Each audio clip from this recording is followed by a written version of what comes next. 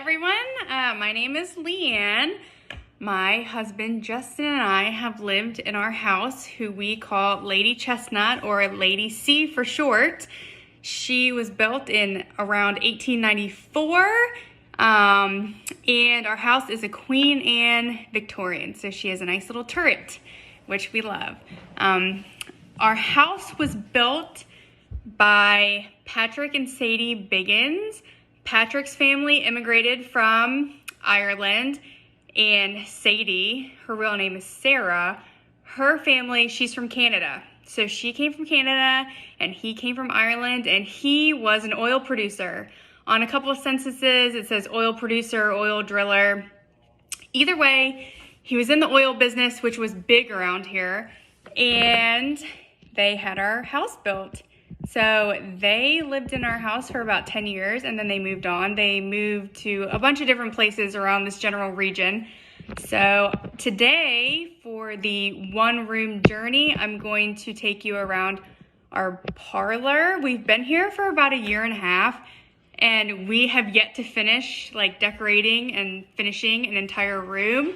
So I'm gonna take you around the parlor, and if you notice paint samples on the wall, it's because the parlor is the most finished room, but it's still not finished. So that's the room I'm gonna take you around. Hello everyone, here I am standing in our parlor. When you first come in, the first thing you might notice are these pocket doors. These pocket doors are gorgeous and they're tall, and I like to keep them pulled out for two reasons. The first reason is because they're gorgeous and I like to see them, and the second reason is that we have two dogs, and I like to keep the paw traffic to a minimum on the wooden floors. So I keep them pulled out to corral the dogs and keep them on a little runway carpet to keep them off the wood, off the floors. But here are pocket doors. We have a pair here, and then we have another pair here. So when you come around the corner, you will notice this needlepoint chair right here. So this chair right here, this pink settee right here, this cute little chair right here, and then this other needlepoint chair are special. They were actually long-term loaned / gifted to me from our really close family friends. This was in their family, and none of their kids had a place for it in their home, so they asked me if I wanted to have them. So my parents actually got all of this. I think my parents got all of this in an Explorer actually, and they drove it up from Virginia up to Pennsylvania, and so now these special pieces are in our parlor, which I love. I love to have things that mean something, that are meaningful. And then we have this barrister. My husband wanted a barrister so badly. He's like, I just have to have one. So we found one at an antique store, and all the books in here, I love old books, but I like to collect books that are pretty and books that I wouldn't mind reading. I don't just like to willy-nilly collect any book. So the books in here are all books that I find interesting. And if you notice some of these Staffordshire spaniels up here, I collect a few things, and the spaniels are one thing that I do collect. So there's a pair of Jackfield spaniels, and I have a russet one down here, and they all have names. So this one, her name is Susan down here. Then here's some books. And some blue and white jars. And so these Minton vases actually came over from the UK. So one thing I do collect is Flow Blue china. And one of our members in the Flow Blue International Collectors Club actually had these. And so I bought these from her, and she shipped them over. So these are super special, and they have the dragon handles. And they're so awesome. I love these. So I love Flow Blue. This is polychrome, and I just love it. Here's the queen. I just love this print of her. This was actually pulled out of an old barn. It has a little bit of water damage up in the corner up here. But other than that, she's in pretty good condition. So I just kind of fluff some peacock feathers over there and pretend that water damage isn't there. Have some relatives down here. These are both, this is my grandma and grandpa. And then these are great, great, great grandparents way back. So there's this little corner of the parlor. If you keep moving over here, I got this light. Everything in here has some sort of adventure story with it. So I got this light from right around where Penn State is. We drove, what, Justin, like 3 hours? Closer to 4 hours to get this, but it's ceramic and it's painted and it's so pretty. So we drove to get this, and then when we were out there, it was just in the middle of nowhere. And so we made a day of it and went hiking. And Justin loves all the wild goose chases I take him on for antiquing. Joking. This bookcase right here, we call this Aunt Lammy's bookcase. I won this at an online auction, and I dragged Justin out in the Pittsburgh winter in the ice and the snow with a U-Haul truck to go pick it up. And it was down this long, narrow driveway. And we didn't think we were going to make it in, and we didn't think we were going to make it out. But we made it with this gorgeous bookcase, and the woman was selling off her Aunt Lammy's estate. And so we call this Aunt Lammy's bookcase. And there's Abner, one of my pheasants. Abner actually lived in this house. He was the third owner of this house, so there's Abner. That's not a relative. I just like to collect like cute old guys.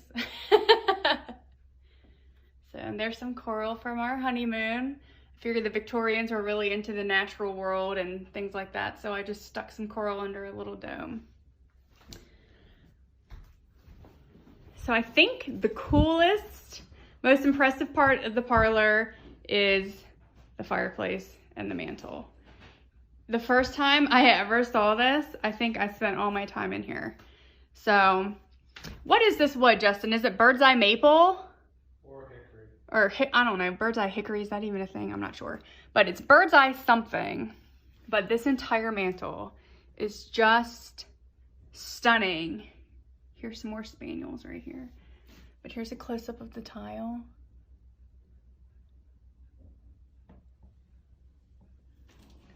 It's just so incredible. And at the tippy top, there's a little shell carved up there, if you can see it.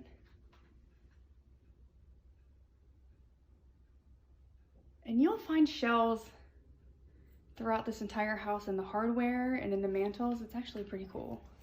So there's another cutie back there. Here's the main cutie. I keep him front and center. This is actually a picture of my mom's family. This is my mom's grandma right here.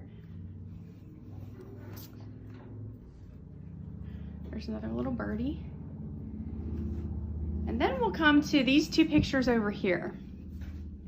So the second family that owned our home, they owned the house from 1899 to about 1940. So they owned it and kept it in their family for a very long time. George and Amanda Busby had 2 daughters, and one of them, her name was Della, and she was an artist, and she lived here for a little while. And I actually connected with the family of them on Ancestry.com, and I keep in pretty regular contact with them, actually. And the woman was like, "Did you know that my Auntie Della was an artist?" I said, "No." She said, "Well, here's a picture of some of her prints." And so I just took a screenshot of the prints she sent me and printed these and framed them. So this is from 1909, and I think this one's from 1911. So Della lived here and she painted these, and I always wonder if she painted these when she was living here And if you look at her signature, it says Della B. Twist because she married Ira F. Twist. And their family is who the town of Twist, Arkansas. It's Arkansas, right, Justin? Yes. Yes. Twist, Arkansas was named after. So, here's our Victrola. I feel like every old home needs to have a Victrola. Here's Della and her sister. There's some more Flow Blue. My friend Dylan sent me this. Another defining feature of this room are the shutters. Let me back up here.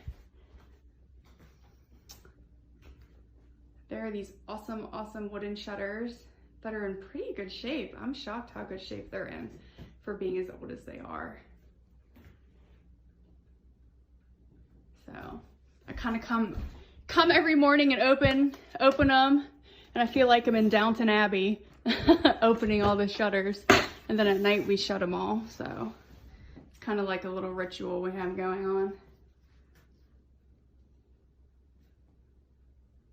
And again, like this room's not done. I have paint samples everywhere, here, there. I don't even know, I might wallpaper, I'm not sure. But this is the most finished room that we do have.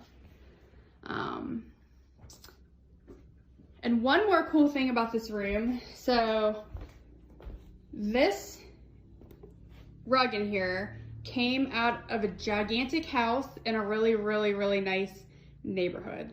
So we went, they were having an estate sale and the family was moving out, but they said that this came from their house in Texas. And their house that they lived in Texas used to be the house of the heir to the Dr. Pepper fortune. So she said, yeah, when she moved out, and she told me her name. It was a very strange name. I can't remember.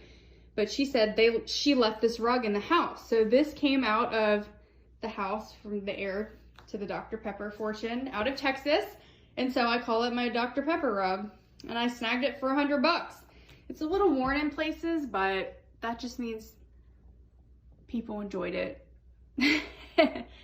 And good times have been had on this rug, so. I'm gonna try to, I can't flip this camera around, so I'll do a selfie. But I hope you enjoyed the tour of my parlor and you enjoyed learning a little bit about some of the things in here. So thank you.